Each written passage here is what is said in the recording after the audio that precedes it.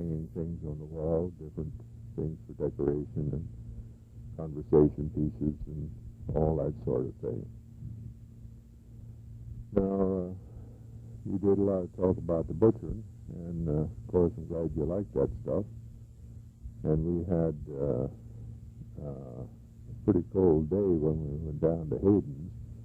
When we butchered here, we had sort of a cold, damp day and started off with snow. We thought it was really going to be a good one, but it turned into rain and then quit and then just stayed overcast for the rest of that day. But down at Hayden's, the wind was blowing, and boy, it was really pretty daggone cold that day. So we went in their garage to do the cutting up, and then that wasn't so bad. This train business that Granddad's talking about, and you, Mary, about you're going to buy one. I know how it is. There's just things you keep putting off, and actually when you come right down to it, I guess you don't know what the hell to do half the time, and if you just don't do what you want to do, time goes on, and you never get it done. And Granddad, you were talking about butchering on Church Street. And, of course, I know you butchered down there, but it never entered my head. Was Grandpa the head butcher, or did someone come in and take over that job? I never heard anybody say. Now, you know there's certain things that I like to eat more so than others, but I eat most everything.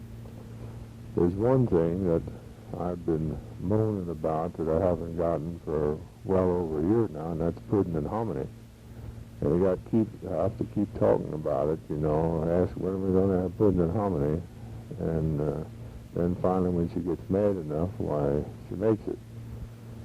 And spaghetti with her homemade meat sauce was one thing I was talking about too.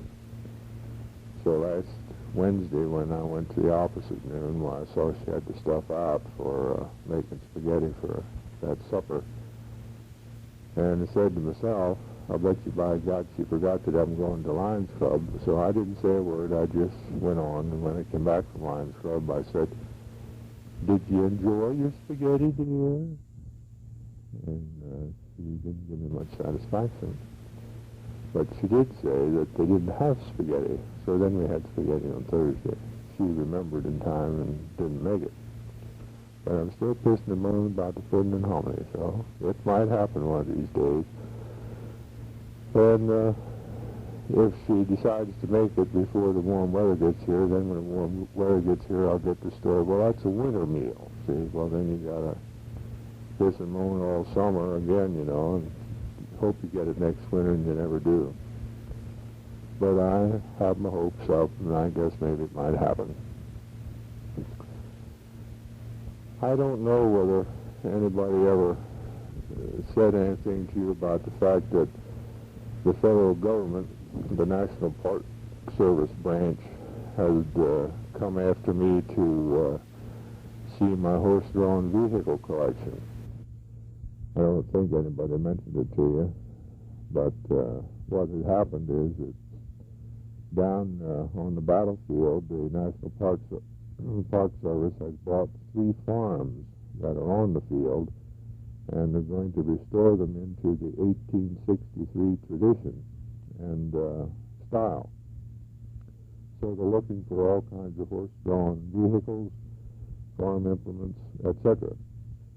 And they found out that I had a collection, and they wanted to see it, and I was glad to show it to them. So they almost had a pity, because according to them, I have one of the best collections outside of a museum that they have ever seen.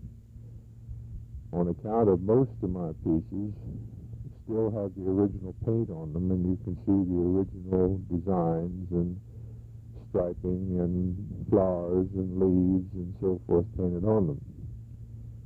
So they want to know whether I would donate or sell. So I said, well, my original intention was to someday start a museum, but I had sort of given that idea up. But I didn't think I wanted to donate because there was too many pieces involved. So, and they said, well, supposing we buy some and then maybe you'll donate some. Well, I said, that's a possibility too. But how are we going to arrive at how much they're worth? So we decided that we'd have a third party come in as an appraiser, and we would abide by his decision.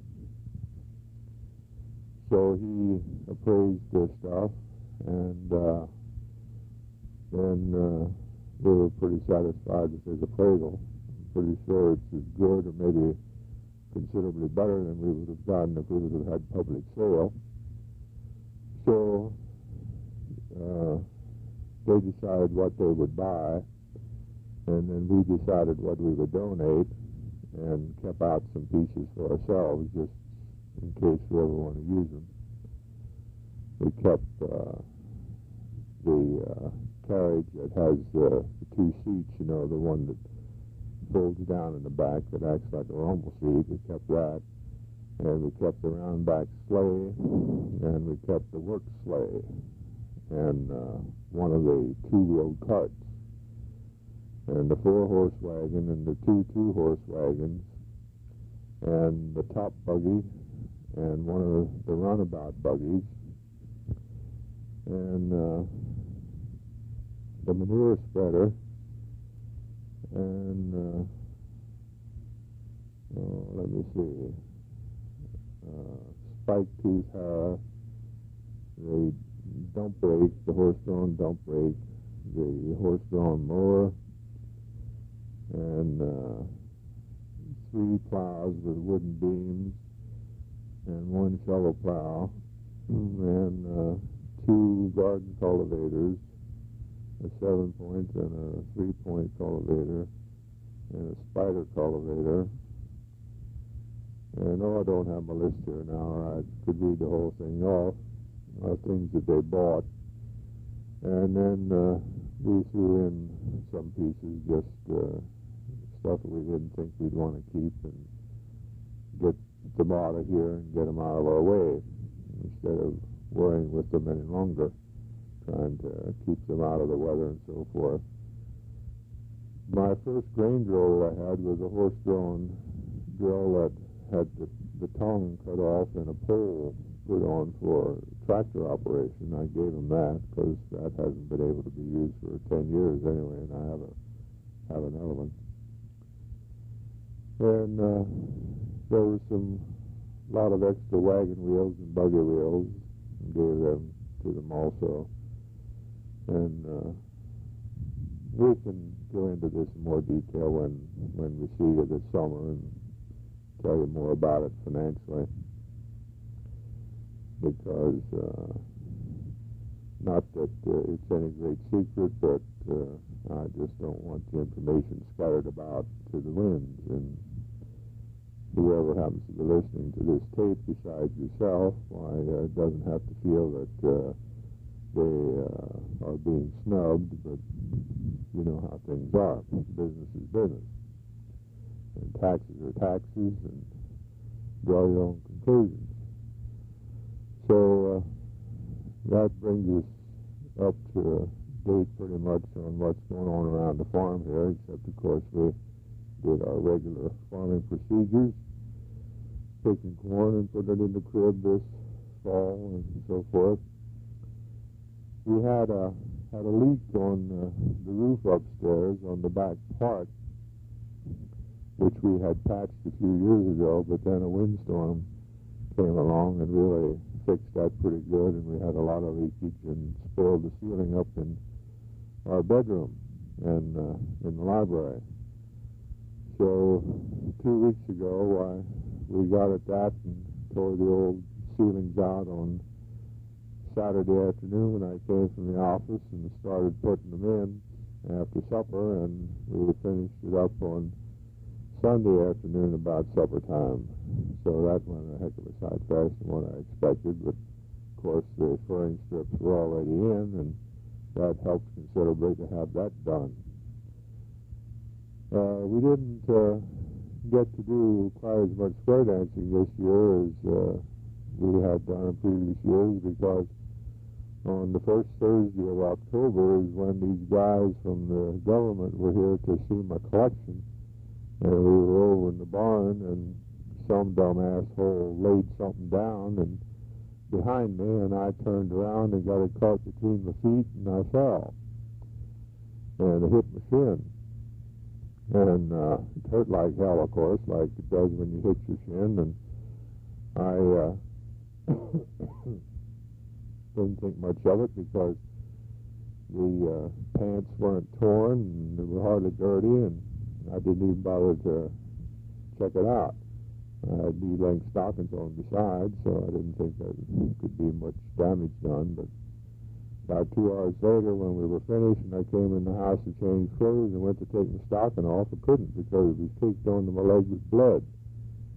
So how in the hell the skin got shaved off my shin bone from just below my knee almost to my ankle is beyond me, but it did. And of course, without having been taken care of, why, immediately with antiseptic, the damn thing became infected. The leg got swollen, no temperature, no pain, no anguish. I could walk and everything. I couldn't tie my shoe, my foot was swollen, so I could go to the office and work, and there was no big deal about it from that viewpoint. But we had 3 kinds of antibiotic and 2 kinds of sulfa before the goddamn thing finally did heal itself up or get better. So it was pretty much till, I think, the end of November. The dance that the club had just before Thanksgiving was the first one that we went to. So we hadn't gone to any dances of the Mount Rock Club at all this year then up until, I guess it was about 3 weeks ago. We were out there one night, and then we were out again last Friday night. And we went pretty much to all our dances of the Pacers Club at Hanover. And last night there wasn't any dance at Hanover, so the club down at Westminster had invited us down, so we went down there as their guests. And the Ligors and the Rex went along with us, and we had a pretty good time, then stopped off the Ligors and had something to eat before we came home. Now, we're talking about 3 weeks ago and last night and this and that, and we don't have any dates as near as I can recall. So I'll just say that today is March the 3rd, which I believe I did say before.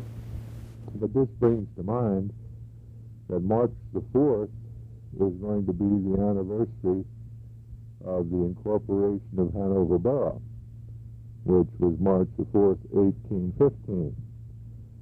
So that makes this Hanover Borough about 158 years old, if my mental arithmetic is fast enough. I know Granddad will check that out. And March the 4th is also 27 years since I hung up my shingle on Broadway. So ain't that a hell of a long time? And anybody else that works 25 years with a job, it seems, can retire. You either have enough money saved or they're in a pension plan of some sort and they can slow up. But I'm just one of those poor dumb shits, you know. I'll have to keep going by God until the last horn blows. And that's the one about Gabriel that I'm talking about, you know.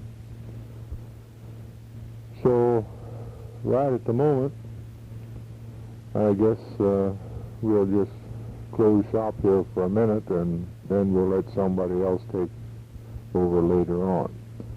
And it's nice to talk to you, and I hope everybody's feeling pretty good. My health has been fine, and everybody else up here has been. So this is it for right now. I replayed that tape so I could hear what I had said and see if there was anything I wanted to add to it. So I'm right back on right away. And I wanted to tell you that all that noise that you heard, it sounded like the wind was blowing through the crack of a door or some such thing, or whistling around the corner of a building. was nothing more nor less than me breathing. I'm in the habit of holding a microphone, the type that are used at throat answers, right up close to the mouth, and those microphones are better than what's on this cassette, and so they don't pick up that rushing air sound like you hear when you have this too close to you. So I'm holding the microphone a little further away from me now. I'm going to play this back and see whether they get that air sound again or not, because it's interesting to see. But I just thought I'd let you know what that is. Also, I didn't want to say anything about the new baby being born, but I'm going to have to while I think of it. I was going to let this all up to Ruth. But the baby was born, Phil's baby now we're talking about, of course, on, let me see, this is Sunday. The baby was born on Friday. So on the 6th, that would be 1 year that Becky was born. So it was almost on the anniversary of the first baby. They named the baby Edward Earl, and these two names come from the grandfathers. Penny's grandfather Edward, and of course Phil's grandfather Earl. So I wanted to recall to you that Tory Lawrence Walter called Granddad Eeky, and now we really have an Eek in the family with Edward Earl Krepp. So I'll just say, go along again. And so I played that over, and I'm right back again. I guess holding it away from the mouth a little bit eliminates that problem. And another thing that I thought of long ago in this tape that I wanted to bring out and forgot, and now I'm finally reminded of again. And since this is March the 4th, it is just one day from April the 4th, which is hooray and hallelujah birthday to Granddad. Happy birthday. And I'm right back again. I meant to say, there's all those March the 4th dates, which will be tomorrow. That will not be one day from now, but 1 month from now. Happy birthday, Granddad. Ruth just came back from the hospital from seeing Penny, and she informs me that there's people on the way here, and she doesn't have time to sit down and talk to you now. So in order to get this tape back to you so that you know the goddamn thing hasn't been lost, that you haven't been completely forgotten about, I'm going to wind it up myself and put it in the mail tomorrow, and so you'll have it. And as far as Phil's baby is concerned, he was born on Friday. He was 8 pounds 11 ounces. Everybody's doing fine. Penny was out of bed today. She was taking dancing lessons in the shower this morning. So sure as hell's not much wrong with her, and she's not feeling bad. Becky has been up here part of the time, and all wine brick companies on strike, so Phil's not working, so he's taking care of her the rest of the time. And there's not much complications about keeping house or anything else. And Edward Earl, I guess, will be brought home on Wednesday or Thursday. What day, fat ass? On Wednesday. The baby will be coming home, of course, Penny too. So we'll let you know more later if anything happens. And so long, and maybe we'll get Andy on here. I think he wants to say something yet. I'm not too sure. Andy was just shooting off his mouth to Mom about something, and I don't know what the hell was going on. So he says, no, he can't think of anything more to tell you than what he told you on January the 15th. Although he doesn't remember that it was January the 15th, because that's too long ago for him to remember that that's when he talked. But, you know, from the beginning of the tape, why, that's it. And we're thinking seriously about putting out more corn this summer than what we've done before. We're going to plant somewhere in the neighborhood of 17 acres, as near as I can figure, and this year we're going to try some broom corn also. And I think we're going to plant broom corn in among some sweet corn, and I believe we're going to make that in the field here between our place and Phil's. And that might make for a nice conversation piece too. Because I doubt if there's a hell of a lot of people around that know what broom corn look like anymore. But that's neither here nor there. We'll just have to see how it turns out. I might tell you also that I remember that Ruth has been going to school, and somebody asked me, where's she going? And I said, why, up at Gettysburg. And just as soon as I said it, I realized that this person, being what they are, would immediately think of Gettysburg College and go around stuttering all kinds of stuff, so I didn't elaborate. I just stopped right there.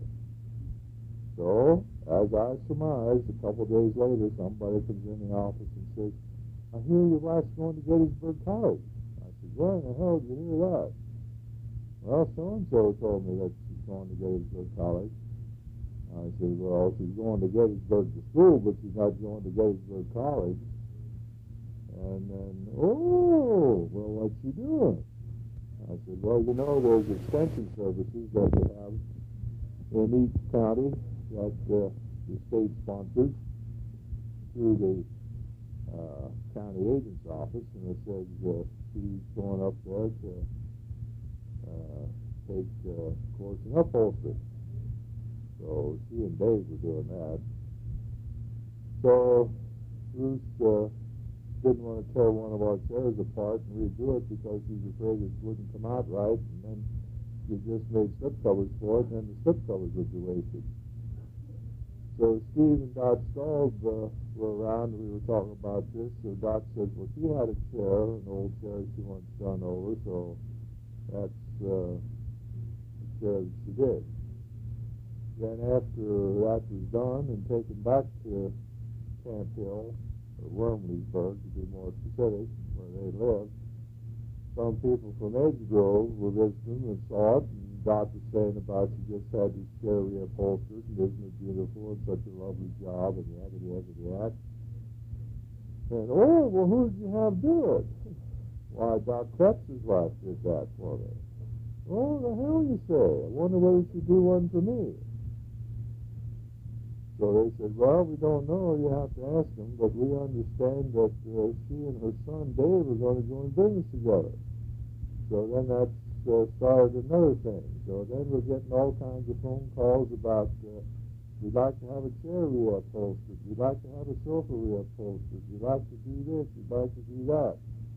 So I think what I'm going to do now is just this spring extend my workshop out here, out towards the back towards Pine Run, and make a studio for Dave and Ruth to work in the upholstery. I'll charge them rent, and then I'll retire. And I'll just sit back and just watch them tie springs and contacts and stretch tape. And I don't know of an easier way to go the next 50 years or so of my life. So anyway, I get a lot of whack about that, you know. Yeah. So I don't know what's going to happen. So then after she finished that course, she decided she didn't have enough dusting to do around here, so she's going to take another one. So she went down there and took a course in tailoring. So now she's making she made herself a winter coat. And it turned out pretty good. And she made it out of all wool material, and it's really divine. And in case you heard a big crack of noise just now, Jeff went down to the cellar. And everybody's going around shushing. So if you heard that. Now Andy's over here in the room, and he's going to make a sound for you and see if it picks up on the tape. Of course, you recognize that as a telephone bell, and that's the old telephone that hangs in the wall that you turn the crank, and then you say, hello, Central. you know? So I hope like they're on the tape, we'll play it back and see. So then there's another course came up about learning how to recane chairs. So Ruth and I both went to take that course, and we recaned a chair, and they turned out pretty good. Ruth's turned out better than mine. I don't think she has any mistakes on hers, and mine has a few mistakes. But we're going to do some more now. We have more chairs that need these cane bottoms, so we'll get at those one of these days. I got a grandfather's clock for Christmas that came in a kit form. You have to build the case yourself. So everything's supposed to be pre-cut that you just fit together, glue it, screw it, nail it, wedge it, etc. So we're going to start that one of these days now. Has a year's guarantee on it. I hope I have the damn thing built and see if the clock works before the year's up. I don't know what the hell else to do about it, though, except if I just built some kind of a stand to hang the works on. But February the 9th, 1973. Boy, am I glad the holidays are over. All through them, I didn't know what day of the week it was or anything else. Didn't even know when it was coming or going. Now maybe I can get straightened out again.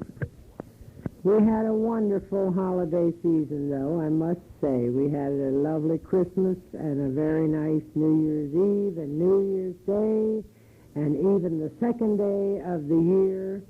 To start with, early in the morning, our TV blew. Well, I'll tell you more about that later. That same day, we had company from Chicago.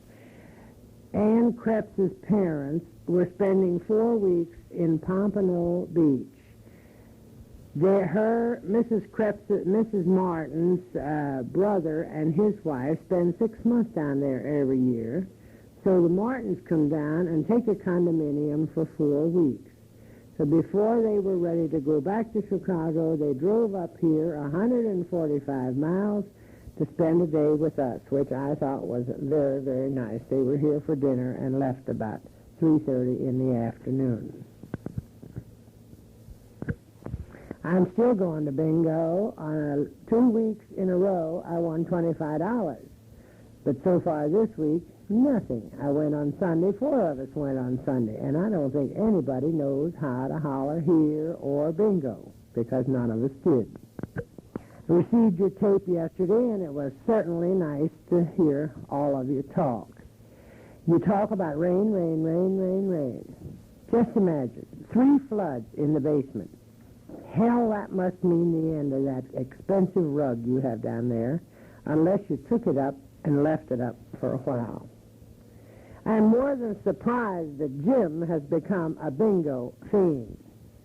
Good for him that he's winning some money. I just can't understand where your children get all their gambling inspirations. Ha, ha, especially bingo. Dunning, your explanation of how to run this cassette of yours makes me think that maybe you have quite an expensive set. You have too damn many gadgets on it. Mine is just plain. You hold the receiver, you talk into it, you have the volume set at a certain space, and that's why you hear everything that's being said. Now, the trouble with most of you, and a lot with Jim, he looks away, I'm quite sure, or doesn't hold the thing close enough to his face when he talks. But I'm mighty glad to hear all the voices on it anyway. It was also good to hear Dean and Margaret's voice. Tickled me at Margaret. She must have been afraid of the thing when she started to talk, but she'll get used to that, too. It seems like you're a damn fool just sitting there talking into a little thing and not getting any answers. But you do that way, you do get your voice off and a letter at the same time. You said something about Margie's uncle dying. Which one was that? Was it the one that lived with her parents, or was it the one that lived on the farm that did the butchering? I'm glad Todd is okay again. The trouble with Todd, when he was sick, he was just full of beep beep. Ha ha. Well, Pat, even though you didn't hit that deer, you have a deer to your record. You guys are some damn hunters. Sleep until 7 o'clock and then going hunting at 8. Well, those deer are out at break of day trying to get some food. That's when you should have been out, break of day. Maybe next year you'll be out, break of day. Donnie, it's too bad you didn't turn in that damn ticket because we sure would have liked to have you here for Christmas. $1,200. Well, just mark it up to bad experience, and I hope that you can hit one in the near future. And about you talking and not having the set turned on, don't feel so damn proud of yourself. I did it several times. Earl said when he heard that was the best thing on the tape because he knows exactly how you felt, because he knows how I felt. I said the litany when I did it because I talked for about 10 minutes and then there wasn't a damn thing on it either.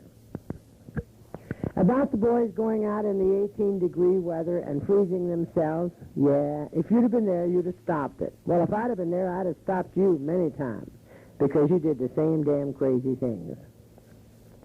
I'm glad to hear that Pat's doing okay with his driving, and it sounds to me as if he's really doing okay. Of course, he didn't back up on any lawns yet. Ha-ha. So you had 2 weeks off. Well, I can't understand that. Now you know what it's like to retire, and I bet you did have some fun. Too bad it had to rain all the time. Of course, you did have a hog maw to make up for it, and Earl is so sorry he missed it. He said, well, he would rather eat hog maw than angel food cake. Ha-ha. Hey, boys, can't you do any better than catching stew or rats? They don't pay much for that, do they? Ha-ha.